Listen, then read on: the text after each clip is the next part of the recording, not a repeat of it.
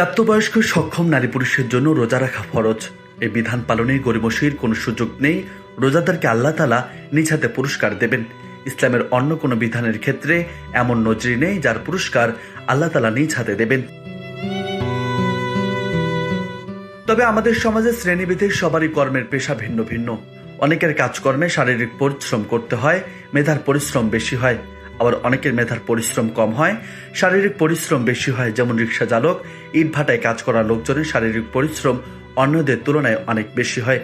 এমন আরো অনেক পেশা আছে যাদের অন্যদের তুলনায় অনেক বেশি শারীরিক পরিশ্রম করতে হয়। এই পেশার মানুষদের জন্য রোজা রাখা কঠিন। তাহলে রমজান মাসে তাদের করণীয় কি?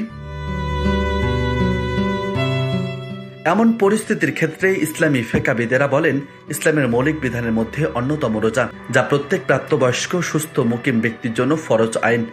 কোনো ব্যক্তি ভারী কাজ বা কঠিন পরিস্থিতির মুখোমুখি হলে তার জন্য করণীয় কি, তা নিয়ে প্রশ্ন উঠেছে।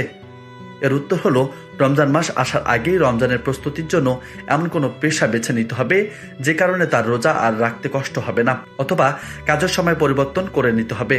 পুরো দিন কাজ করলে এখন সময় পরিবর্তন করে সকাল রাতে করার চেষ্টা করা যেতে পারে।